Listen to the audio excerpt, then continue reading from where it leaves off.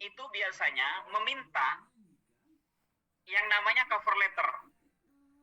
Cover letter itu ya surat pengantar jurnal itu.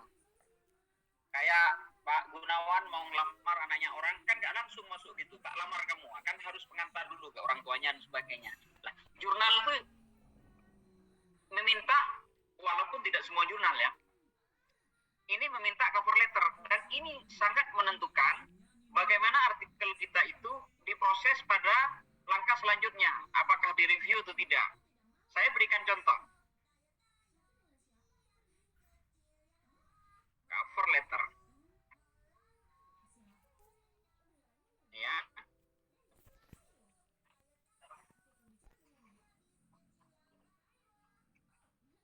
Oke, oh ini yang baru. Ini saya berikan cover letter yang sudah diterima sebelumnya.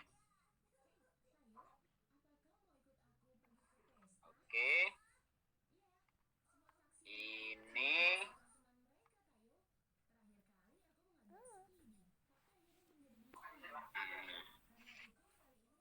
Ini yang Fire V1. Nah, ini yang sudah terbit ya, terbit tahun ini. Kita ketika submit, misalkan Pak Gunawan atau Bapak Ibu yang lain submit hari ini, kita ganti 21 Desember 2021. Siapakah editornya? Kita harus cari di jurnal ini. Lalu kita tulis, dear editor, please find enclosed our manuscript entitled blah blah blah blah, which we request you to consider for publication as original article in Journal of Pixel University Science, Elsevier. Jadi paragraf pertama bisa dimulai, ada berbagai jenis, tapi saya suka seperti ini. Ini yang sudah menghasilkan puluhan artikel di jurnal. Ini kalimat di paragraf pertama kita berikan pengantar judul kita, dan kita masuk apakah original artikel, apakah book review, apakah masuk ke artikel review. Yang kedua, sesuai dengan bidang kita, kita beri pengantar juga. Ini contohnya, ini karena kebetulan saya ini di bidang sainsnya. Integrating medicine and nanotechnology offer new prospect for treating diseases ini. The significant toxicity to microbes and high biocompatibility of nanopathic indicate that they could play a central role as future antibacterial agent. Kita bercerita integrasi dari medicine, dunia kesehatan, kedokteran, obat-obatan, dan nanoteknologi menawarkan prospek baru untuk perlakuan pada suatu penyakit, untuk mengobati atau untuk menyelesaikan masalah penyakit. Nah, signifikan toksisitas dan mikroba termasuk high biokompatibilitas dari nanopartikel menunjukkan bahwa, mengindikasikan bahwa nanopartikel tersebut dapat memainkan peran sentral untuk agen antibakteri di masa yang akan datang. Kita berikan ini, apa nanopartikel kita?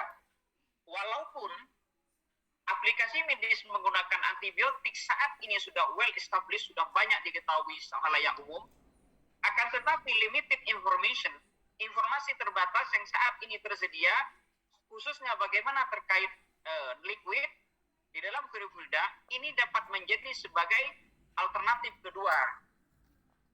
Sehingga untuk aplikasi ini yang sangat powerful, itu esensial to produce ini. Nah, ini kita cari kenapa riset kita itu penting. Paragraf berikutnya, ini tidak ngambil dari naskah loh. Kita rangkum itu. Kajian ini atau paper ini mengkaji tentang ini dari bahan alam. Menghasilkan ini, kita terakhir ini di paragraf ketiga yang ini, kita ceritakan apa kelebihannya ini. Nah, lalu kita tutup, ternyata apa? Interestingly, menariknya, menaiknya komposisi CO ini ternyata dapat membunuh secara efektif bakteri dan jamur ABCD. Sehingga membuat bahan yang kita buat ini, sampel yang kita buat, ini cocok untuk for advanced biomedical application. Terakhir, this manuscript has been published. Manuskrip ini tidak dipublish atau tidak dalam under review atau disubmit ke jurnal lain. Langsung kita sebutkan, tidak ada conflict of interest. Ini contoh. We believe that, ini bisa diambil nanti. Kami yakin bahwa, kami percaya bahwa temuan dalam kajian paper ini relevan terhadap